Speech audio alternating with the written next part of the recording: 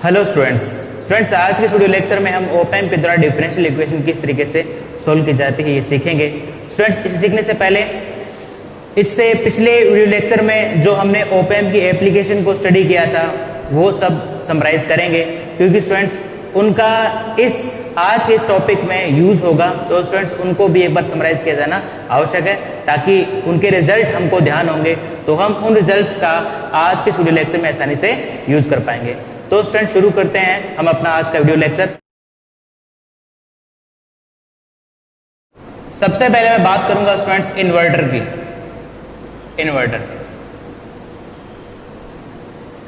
Students जो inverter होता है ये बेसिकली एक इन्वर्टिंग एम्पलीफायर होता है, लेकिन इसकी गेन यूनिटी होती है और जिस कारण से इस पे जो भी इनपुट दिया जाता है वो सेम का सेम इनपुट आपको आउटपुट पे मिलता है, लेकिन उसकी शेप इन्वर्ट हो जाती है। स्टूडेंट्स इसे बनाने के लिए हम R1 यानी इसको स्टूडेंट्स बेसिकली हम यहाँ पर एक फीडबैक रेजिस्टेंस RF लेते हैं, लेकिन इसकी वैल्यू हमने इस फीडबैक रेजिस्टेंस की वैल्यू हमने इनपुट रेजिस्टेंस R1 के इक्वल रखी हुई है, इसलिए होगा स्टूडेंट्स R1। राइट, ये दोनों रेजिस्टेंस इक्वल होंगे और स्टूडेंट्स इस पॉइंट के बीच में जिस वोल्टेज को इन्वर्ट करना है वो वोल्टेज लगा देंगे और इस टर्मिनल को कर देंगे स्टूडेंट्स हम ग्राउंड। दो स्टूडेंट्स हमको जो आउटपुट में वोल्टेज मिलेगी स्टूडेंट्स वो सेम की सेम वोल्टेज मिलेगी इनपुट वोल्टेज के जैसे ही, लेकिन इसका जो शेप होगा स्टूडेंट्स वो इन्वर्ट हो जाएगा। स्टूडेंट्स माइनस साइन ये शो करता है यदि आपने यहाँ पर पॉजिटिव वोल्टेज लगा रखी है तो आपको यहाँ पर आउटपुट में नेगेटिव वोल्टेज मिलेगी। राइट स्टूडेंट्स, अगर आपने यहाँ पर साइन वोल्टेज लगा दी तो स्टूडेंट्स आपको आउटपुट पर उतनी ही वोल्टेज की साइन मिलेगी, लेकिन उसका जो डायरेक्शन होगा स्टूडेंट्स, जो शेप होगी स्टूडेंट्स वो इन्वर्ट हो जाएगी। राइट स्टूडेंट्स, तो स्टूडेंट्स अब इन्वर्टर के लिए हम रखते हैं स्टूडेंट्स फीडबैक रेजिस्टेंस और R1 की वैल्यू इक्वल रखते हैं स्टूडेंट्स। राइट स्टूडेंट्स, तो आपको ध्यान रखना पड़ेगा स्टूडेंट्स। अब स्टूडेंट्स इसका यूज कहाँ पे होगा स्टूडेंट्स, तो स्टूडेंट्स जहां पर भी आपको वोल्टेज में चेंज करना है, राइट, जैसे प्लस वोल्टेज आपको दी गई है, आपको उसको अगर नेगेटिव करना है तो आप उस केस में इन्वर्टर का इस्तेमाल करोगे। अब स्टूडेंट्स दूसरी एप्लीकेशन जो हम समराइज करने वाले हैं वो है students op amp as a summer या एडर। तो स्टूडेंट्स समर नाम से स्पष्ट है स्टूडेंट्स कि ओप एम्प का जब हम एज ए समर इस्तेमाल करते हैं तो ये इनपुट पर उपस्थित सिग्नल का सम करके आउटपुट में देता है। तो स्टूडेंट्स ये हमारा ओप एम्प है, ये इन्वर्टिंग, ये नॉन इन्वर्टिंग। स्टूडेंट्स इन दोनों के बीच में हम एक RF रेजिस्टेंस जोड़ देते हैं जो कि फीडबैक रेजिस्टेंस है। राइट स्टूडेंट्स, और उसके बाद में स्टूडेंट्स जिन इनपुट्स को सम करना है उन इनपुट्स को हम एक रेजिस्टेंस R1 के द्वारा इस इन्वर्टिंग सिरे से जोड़ देंगे। स्टूडेंट्स यहाँ पर हम देंगे स्टूडेंट्स V1 और दूसरे सिग्नल को जोड़ने के लिए हम एक रेजिस्टेंस लगाएंगे R1, उसको भी हम इन्वर्टिंग सिरे से जोड़ देंगे और ठीक इसी प्रकार से तीसरी वोल्टेज या तीसरे सिग्नल के लिए भी हम ऐसी प्रक्रिया ही अपनाएंगे। तो स्टूडेंट्स इन दोनों के बीच में यानी कि इस पॉइंट और ग्राउंड के बीच में हमने दी वोल्टेज V1, यहाँ पे और ग्राउंड के बीच में स्टूडेंट्स हमने दी वोल्टेज V2। राइट स्टूडेंट्स, और इन दोनों यानी कि ग्राउंड और इस सिरे के बीच में हमने दी स्टूडेंट्स वोल्टेज V3। अब स्टूडेंट्स जो आउटपुट जो आएगा इस केस में उसकी वैल्यू होगी students V0 is equal to minus RF upon R1। Right, और इन तीनों का सम V1 plus V2 plus V3। अब स्टूडेंट्स यदि RF और R1 की वैल्यू इक्वल ले ली जाए तो स्टूडेंट्स उस केस में जो वोल्टेज हमको प्राप्त होगी, जो आउटपुट वोल्टेज जो हमको प्राप्त होगी स्टूडेंट्स वो इस तरीके की प्राप्त होगी। राइट स्टूडेंट्स, तो आप देख रहे हो कि जो आउटपुट वोल्टेज है स्टूडेंट्स वो इनपुट वोल्टेज के सम के इक्वल है, लेकिन इनका जो टोटल जो सम होगा स्टूडेंट्स उसके साथ एक माइनस चिन्ह और ऐड हो जाएगा इस माइनस के कारण। अब स्टूडेंट्स मान लेते हैं स्टूडेंट्स V1 हमारी पॉजिटिव वोल्टेज है, V2 हमारी नेगेटिव है और V3 स्टूडेंट्स हमारी पॉजिटिव है। तो स्टूडेंट्स इस केस में आउटपुट हमको प्राप्त होगा students V0 equals to minus, देखो स्टूडेंट्स V1 पॉजिटिव है, V2 नेगेटिव है और V3 पॉजिटिव है, राइट स्टूडेंट्स। यदि स्टूडेंट्स हमने वोल्टेज इस तरीके से अप्लाई कर रखी है कि V1 हमारी नेगेटिव है, V2 पॉजिटिव है और V3 हमारी नेगेटिव है, तो स्टूडेंट्स जो आउटपुट वोल्टेज हमको प्राप्त होगी इस केस में होगी students minus V1 plus V2 और माइनस V3, राइट स्टूडेंट। इस व्हाइट बोर्ड पर लिखे हुए एक्सप्रेशन से समझ सकते हो कि जो हमारा ऑप एम्प है जब एज ए समर काम करता है तो ये इनपुट पर उपस्थित सभी सिग्नल का सम करके आउटपुट में देता है, लेकिन इसके साथ एक माइनस साइन और ऐड कर देता है। तो स्टूडेंट्स अब हम op amp as a integrator इस एप्लीकेशन को एक बार वापस से समराइज करेंगे स्टूडेंट्स।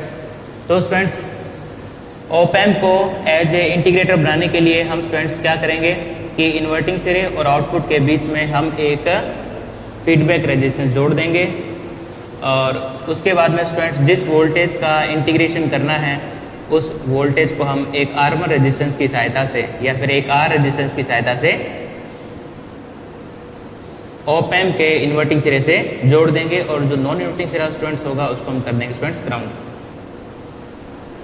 अब स्टूडेंट्स ये हम स्टूडेंट्स पढ़ रहे हैं इंटीग्रेटर,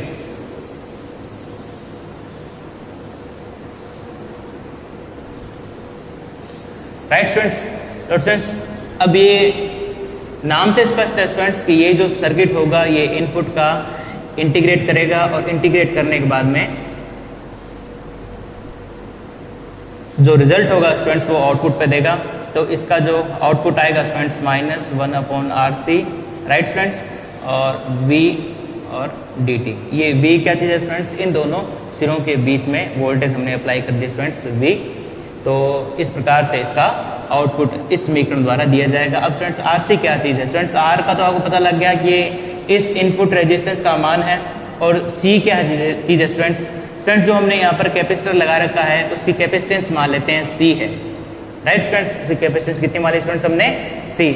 अब स्टूडेंट जो RC होता है इस केस में स्टूडेंट जो RC है उसको हम बोलते हैं स्टूडेंट्स टाइम कांस्टेंट और इसकी वैल्यू 1 सेकंड करने के लिए हम R का मान लेंगे students 1 mega ohm, right students, और C की वैल्यू लेंगे स्टूडेंट्स हम 1 माइक्रोफैरड, राइट स्टूडेंट्स। तो यदि इन दोनों को मल्टीप्लाई किया जाए तो वैल्यू आएगी स्टूडेंट्स 1 सेकेंड, राइट स्टूडेंट्स। कहने का मतलब ये है स्टूडेंट्स यदि इन दोनों की वैल्यू को यहाँ पर रख दें स्टूडेंट्स तो आप इसे सॉल्व कर सकते हो, आपके लिए बहुत इजी है स्टूडेंट्स, ठीक है सॉल्व हो जाएगा स्टूडेंट्स। ये इसकी यूनिट्स RC स्टूडेंट्स जो टाइम कांस्टेंट होता है उसकी यूनिट सेकंड होती है, तो यहाँ पे आ जाएगा स्टूडेंट्स आपका 1 सेकंड।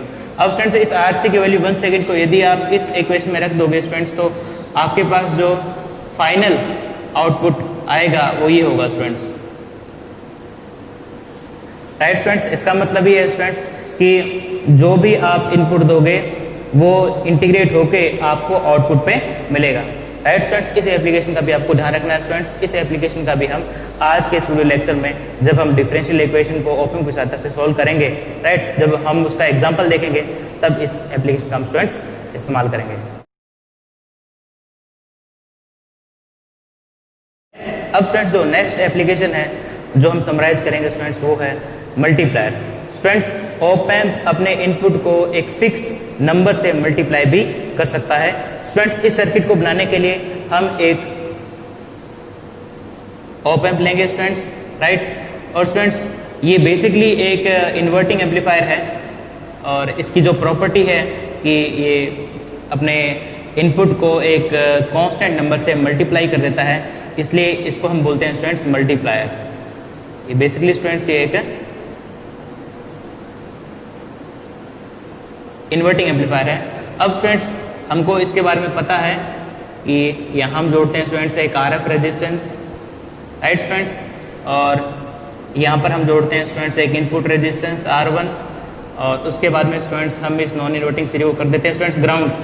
तो स्टूडेंट्स इसका जो आउटपुट वोल्टेज V0 मिलती है स्टूडेंट्स उसकी वैल्यू होती है स्टूडेंट्स माइनस RF/R1, और यदि हमने ग्राउंड और इस सिरे के बीच में यदि V वोल्टेज अप्लाई की है तो आउटपुट वोल्टेज मिलेगी students V0 is equals to minus RF/R1 V। Right students. अब देखो ये इसकी जो आउटपुट वोल्टेज होगी स्टूडेंट्स वो दो वैल्यू पे डिपेंड करेगी। किस पे?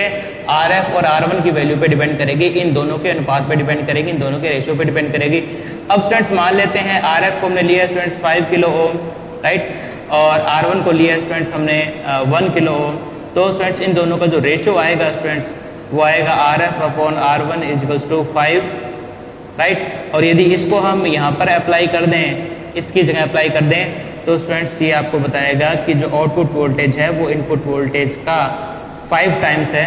लेकिन स्टूडेंट्स एक नेगेटिव निशान इसके साथ अवश्य रूप से आएगा, राइट स्टूडेंट्स। तो इस प्रकार से इसकी एप्लीकेशन का यूज हम स्टूडेंट्स, तो स्टूडेंट्स इस प्रकार से इस एप्लीकेशन का यूज हम तब करें जब आप इनपुट वोल्टेज को किसी कांस्टेंट नंबर से मल्टीप्लाई करना चाहते हो, राइट स्टूडेंट्स। तो RF और R1 की वैल्यू यदि आप अलग अलग तरीके से सिलेक्ट कर लो तो जो आउटपुट वोल्टेज होगी स्टूडेंट्स वो इनपुट वोल्टेज के अलग अलग तरीके के गुणक में होगी।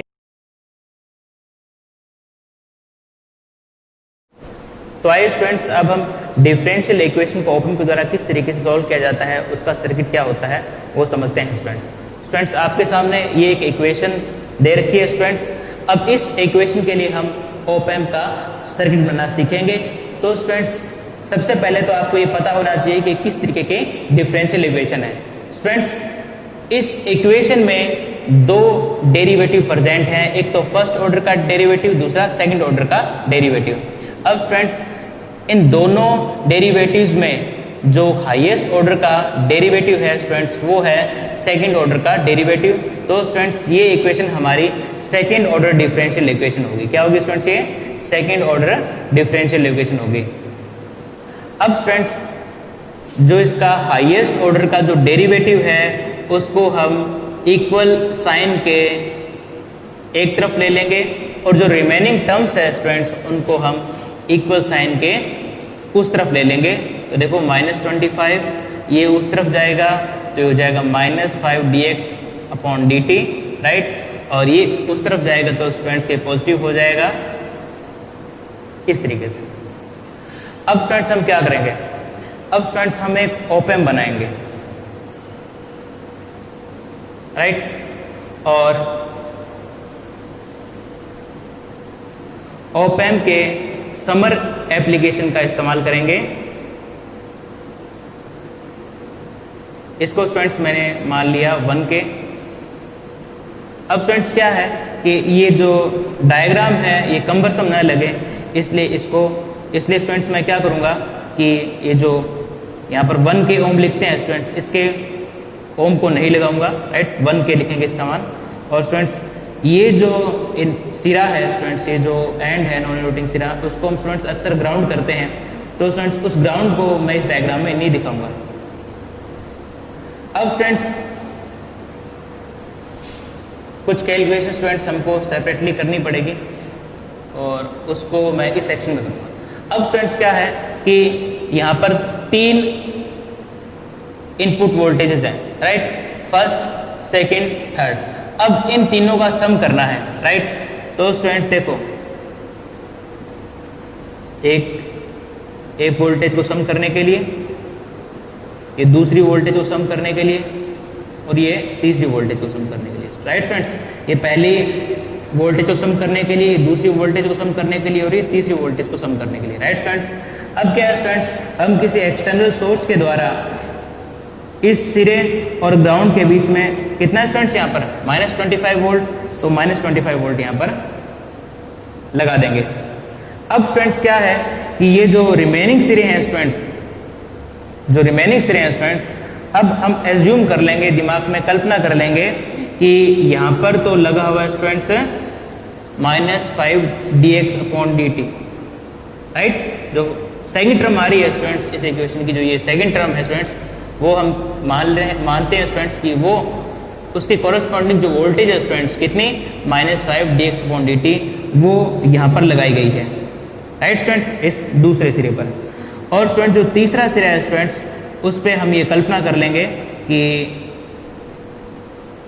+5x वोल्टेज इस तीसरे सिरे पर लगाई गई है, राइट स्टूडेंट्स। ये तो हमारे पास प्रेजेंट है स्टूडेंट्स। पर इन दोनों की वैल्यू स्टूडेंट्स हमको ज्ञात करनी पड़ेगी। अभी तक स्टूडेंट्स हमने कल्पना की है कि यहाँ पर जो है -5 dx/dt और यहाँ पर स्टूडेंट्स +5x वोल्टेज लगा रखी है। तो स्टूडेंट्स इन तीनों को जो सम होगा स्टूडेंट्स ये एक समर ऑप एम्प है। तो जो समर ऑप एम्प होता है स्टूडेंट्स उसका आउटपुट अभी थोड़ी देर पहले हमने सीखा, ये होता है V1 + V2 + V3, right students. तो इसका जो आउटपुट आएगा स्टूडेंट्स माइनस V1 की वैल्यू कितनी है स्टूडेंट्स -25 और इसकी वैल्यू आएगी स्टूडेंट्स -5 dx/dt और इसकी वैल्यू स्टूडेंट्स लास्ट वाले की +5x। तो स्टूडेंट्स अब आप देखोगे कि जो आउटपुट आएगा स्टूडेंट्स वो इन तीनों का जोड़ होगा, राइट। इन तीनों क्या होगा स्टूडेंट? जोड़। और इन तीनों का स्टूडेंट जो जोड़ है, जो सम है, वो इसके इक्वल है, राइट स्टूडेंट्स। तो इस कारण से स्टूडेंट जो हमको आउटपुट मिलेगा वो मिलेगा -d²x dt², राइट स्टूडेंट्स।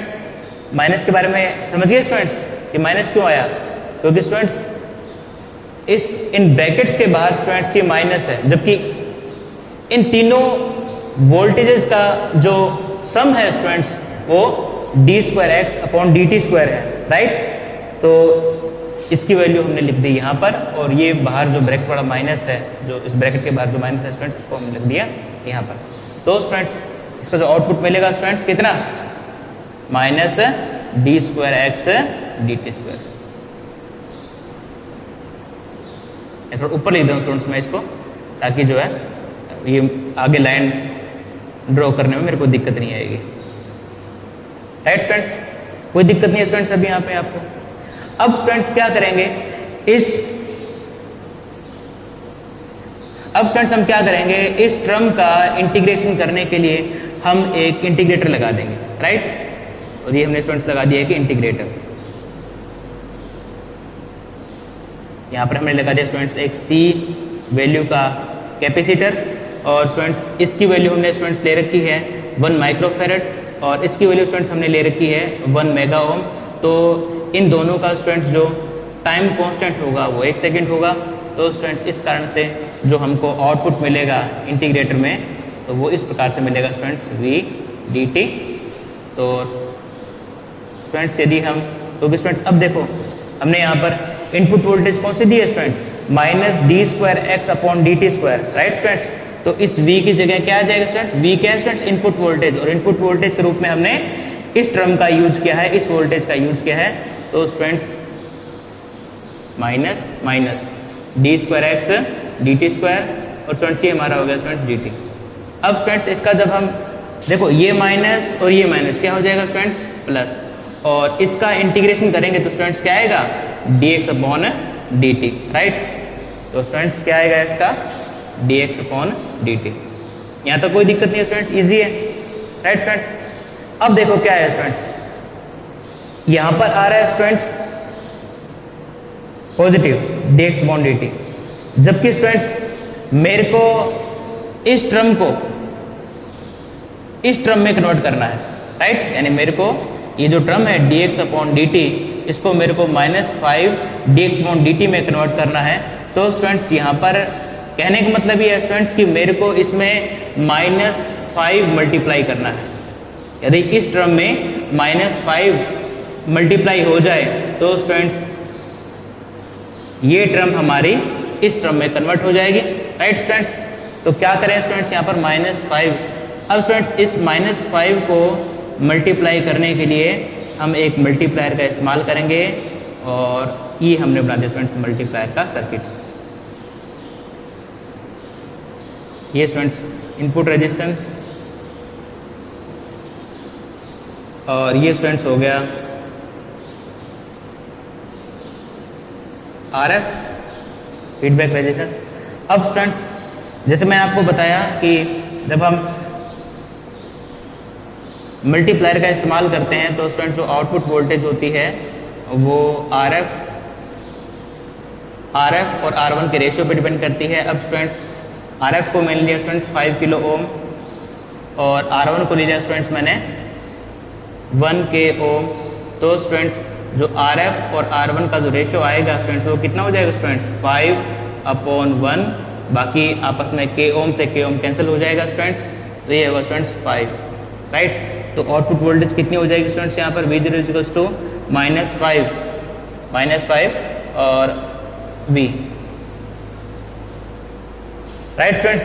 तो हम स्टूडेंट्स क्या करेंगे, RF की वैल्यू कितनी लेंगे स्टूडेंट्स उस एग्जांपल से। अभी हमने जो वहाँ पर देखो स्टूडेंट्स कुछ सॉल्व किया है, RF का मान हमने लिया स्टूडेंट्स 5 और R1 की वैल्यू ली है स्टूडेंट्स हमने 1, तो ये होगा स्टूडेंट्स हमारा 5K ओम और ये स्टूडेंट्स हमारा होगा 1K ओम, राइट स्टूडेंट्स। तो स्टूडेंट्स जो आउटपुट मिलेगा वो हो जाएगा स्टूडेंट्स ये होगा, कोई दिक्कत नहीं है स्टूडेंट्स, इजी काम है। अब स्टूडेंट्स इस आउटपुट वोल्टेज को हम क्या करेंगे स्टूडेंट्स, इस सिरे से जोड़ देंगे, राइट स्टूडेंट्स। हमने पहला काम कर दिया, ये हमारे पास ऑलरेडी था, ये हमने यहां से ज्ञात करके ऑब्टेन करके इसको यहां से जोड़ दिया, राइट स्टूडेंट्स।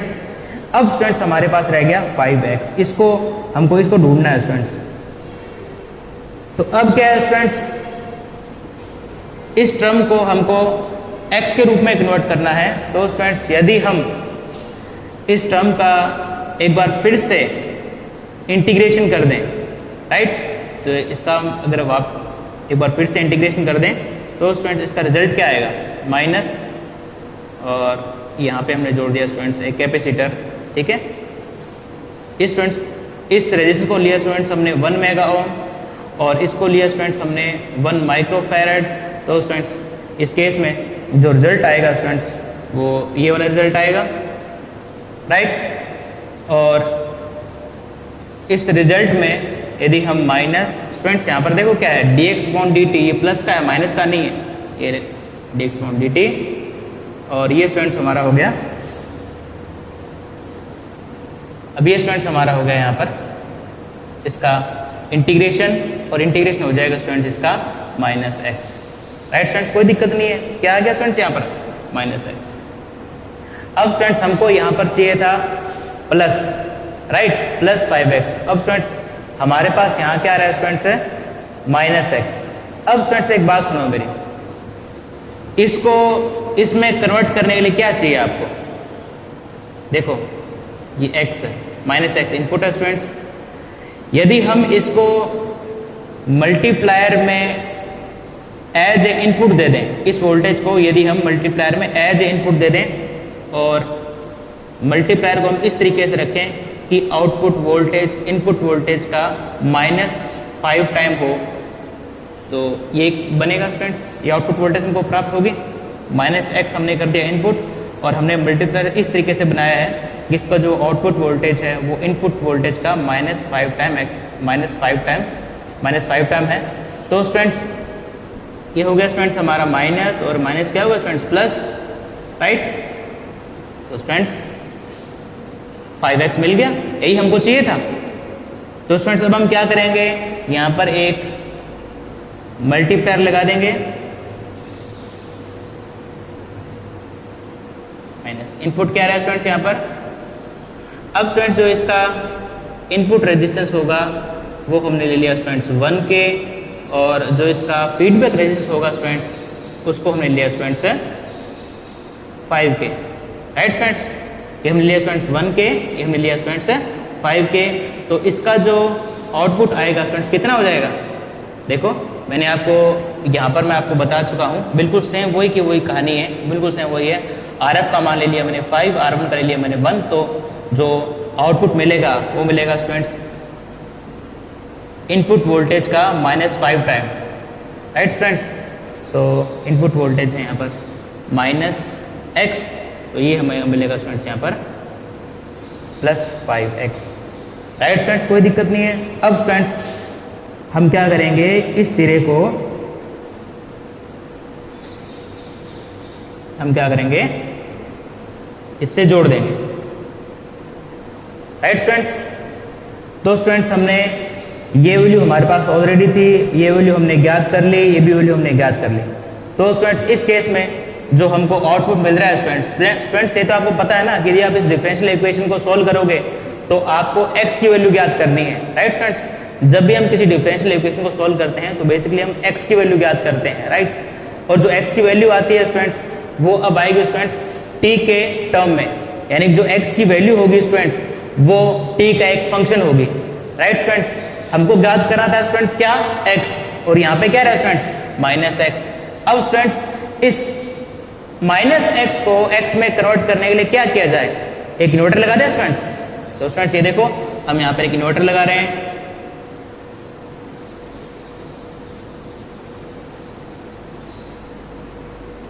यहाँ इन्वर्टर लगाते हैं स्टूडेंट्स से, और इन्वर्टर के तौर पे अभी हमने जो सर्किट सीखा था उसका इस्तेमाल करेंगे।